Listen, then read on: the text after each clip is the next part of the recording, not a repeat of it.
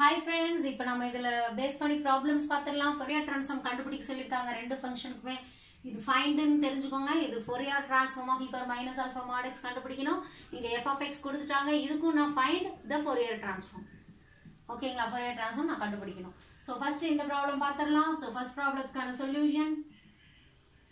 So Fourier transform of f of x கான formula என்னன்னு first எழுதிக்கோங்க. 1/√2 pi integral minus infinity to infinity f of x e power isx dx இதுதான் formula. ஓகேங்களா? So இதுல எனக்கு f of x என்னன்னு கேட்டிங்கனா e power minus alpha mod x.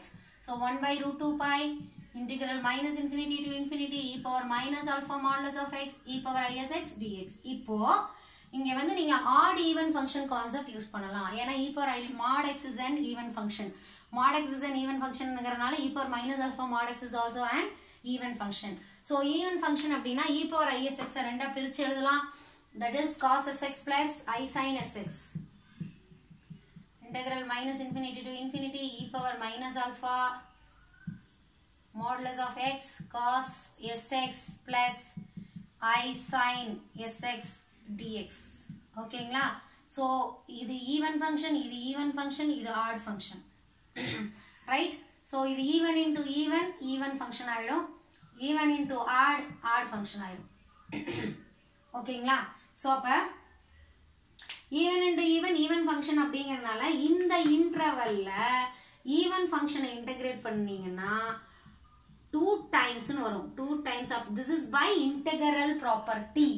Property of integration. ஓகேங்களா? Property of integration படி 2 times 0 to infinity e power minus alpha 0 to infinity la modulus of x வந்து x cos sx dx plus இன்னொரு integral வரும். அது என்ன இன்டெக்ரல்னா e power minus alpha x alpha into mod x sin sx dx வரும். So which is an odd function. Odd function அப்படிங்கறனால mod x எங்க minus x ஆயிடும்.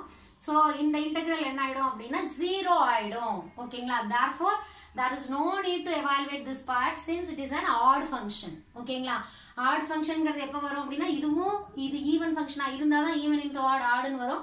So that part will vanish because of odd function concept. The integral value is 0. So இது மட்டும் தான் exist ஆகும். So அப்ப இதோட வேல்யூ என்னன்னு பாத்தீங்கன்னா √2 integral 0 to infinity e power minus alpha x cos sx dx. ஓகேங்களா? இப்போ எனக்கு இந்த இடத்துல ஃபார்முலா தெரியணும். ரிடக்ஷன் ஃபார்முலா எனக்கு தெரியணும்.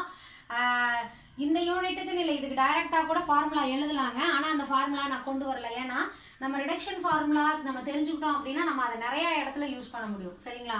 அதனால நான் ஒரு தடவை ரிடக்ஷன் ஃபார்முலா எழுதி காமிச்சிடுறேன். சோ cos sx ன்னு இருக்குங்களா? இங்க பாருங்க இன்டெகிரல் லிமிட் எதுவுமே எழுதல. e power ax cos bx இதோட ஃபார்முலா என்னன்னு பாத்தீங்க அப்படினா இதுவும் இன்னொரு செட் இருக்குது. e power ax sin bx ன்னு ஒரு செட். ஓகேங்களா? இது ரெண்டையும் சேர்த்து எழுதுறேன். e power ax அப்படியே எழுதிக்கோங்க divided by a square plus b square. So இதுக்கும் அதே ஃபார்முலா தான். e power ax by a square plus b square இந்த டேர்ம் ஓவர். இதுக்கு அப்புறம் வந்து ரெண்டு டேர்ம் எக்ஸிஸ்ட் ஆகும். சோ அந்த ரெண்டு டேர்ம் எப்படி வருதுன்னா இந்த a இந்த cos bx a cos bx அதே மாதிரி இங்க பாத்தீங்கன்னா a sin bx. ஓகேங்களா? அடுத்த டேர்ம் இன்னும் ரெண்டு டேர்ம் வரும்னு சொன்னால ஒரு டேர்ம் இது. இன்னொரு டேர்ம் என்னன்னு பாத்தீங்க அப்படின்னா இந்த cos bx இருக்கு இல்லீங்களா? அத b sin bx. ஓகேங்களா? அதே மாதிரி sin bx எழுதுனீங்கன்னா b cos bx. Right? இத டிஃபரன்ஷியேட் பண்ணி எழுதிக்கோங்க. ஓகே? சோ एक्चुअली டிஃபரன்ஷியேட் பண்ணும்போது மைனஸ் சைன் இங்க எக்ஸிஸ்ட் ஆகும்.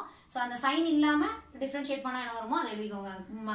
cos bx அப்படி டிஃபரன்ஷியேஷன் வேண்டாம் அப்படி நினைச்சீங்கன்னா cos bx sin bx ஆ போட்டுக்கோங்க. பக்கத்துல ஒரு b போட்டுக்கோங்க. sin bx அப்படியே cos bx ஆ மாறும். பக்கத்துல ஒரு b போட்டுக்கோங்க. ஓகேங்களா? இது sin ப்ராப்ளம் சைனோட ஃபார்முலாவா இருந்தா நடுவுல மைனஸ் சைன். காஸோட ஃபார்முலாவா இருந்தா பிளஸ் சைன். இதுதான் ஃபார்முலா. ஓகேங்களா? இதுதான் உங்களோட ரிடக்ஷன் ஃபார்முலா. சோ இப்போ நீங்க இந்த integral 0 to infinity e power minus alpha x cos sx dx இருக்கு இல்லீங்களா? அத வந்து இதோட கம்பேர் பண்ணனும். இந்த ஈக்குவேஷனோட இந்த ஃபார்முலாவோட கம்பேர் பண்ணி நீங்க இப்ப ரிசல்ட் எழுதணும். ஓகேங்களா? சோ நான் இப்ப இந்த e power ax sin bx அந்த கான்செப்ட டெலீட் பண்ணிடுறேன். ஓகே? சோ இந்த ஃபார்முலா தான் யூஸ் பண்ண போறோம். சோ இந்த ஃபார்முலாவையும் இதையும் கம்பேர் பண்ணுங்க. சோ அந்த √2 அப்படியே இருக்கும்.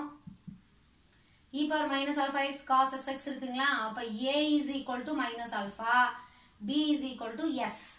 a is equal to minus alpha, b is equal to s. இதை கொண்டு போய் ரைட் ஹேண்ட் சைடில் சப்ஸ்டியூட் பண்ணுங்க.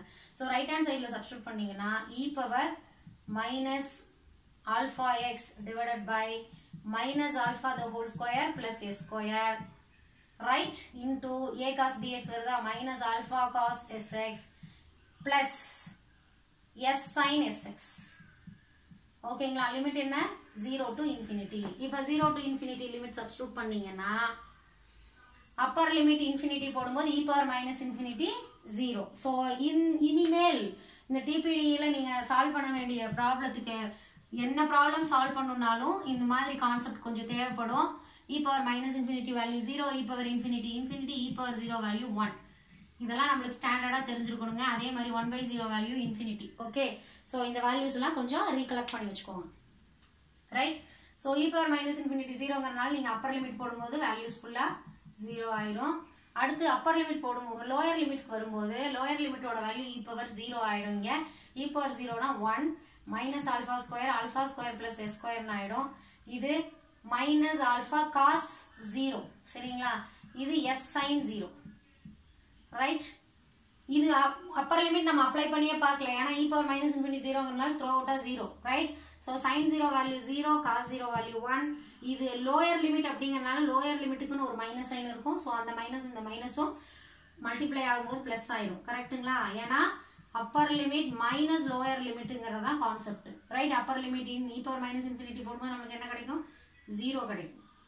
So 0 minus of these things. So this minus into minus plus. So root of 2 alpha square plus S square.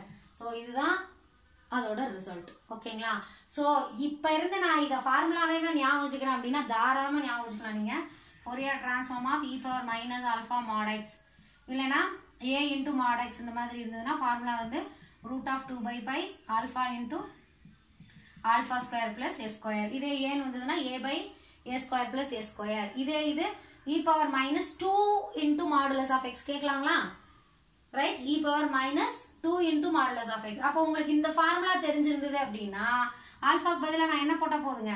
2 போட்டால் போதும். So அப்போ root of 2/4 plus S square.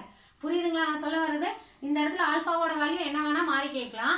So அந்த இடத்துல நீங்கள் இவ்வளோ தூரம் போட்டுட்டு இருக்கிறதுக்கு பதிலாக if you remember this particular answer அப்படின்னா, ஏன்னா இந்த யூனிட்ல maximum problems will depend upon the result of e power minus alpha into modulus of x. இல்லைனா Fourier cosine transform of e power minus ax depend பண்ணியிருக்கோம், Fourier sin transform of e power minus ax depend பண்ணியிருக்கோம். அப்படிதான் depend பண்ணியிருக்கும். ஓகேங்களா? So இந்த ரிசல்ட்டை மட்டும் நீங்கள் ஞாபகம் வச்சுக்கோங்க. So root of 2 alpha square plus S square. Right, so this is very very important result. Suppose இல்லை மேடம் எனக்கு மறந்துருச்சு அப்படின்னாலும் நம்ம Fourier transform எப்படி போடுறது அப்படிங்கிறத தெரிஞ்சுக்கிட்டோம் அப்படின்னா நம்ம போட்டலாம். ஓகேங்களா? ரைட், இப்போ நெக்ஸ்ட் ப்ராப்ளம் பார்க்கலாம்.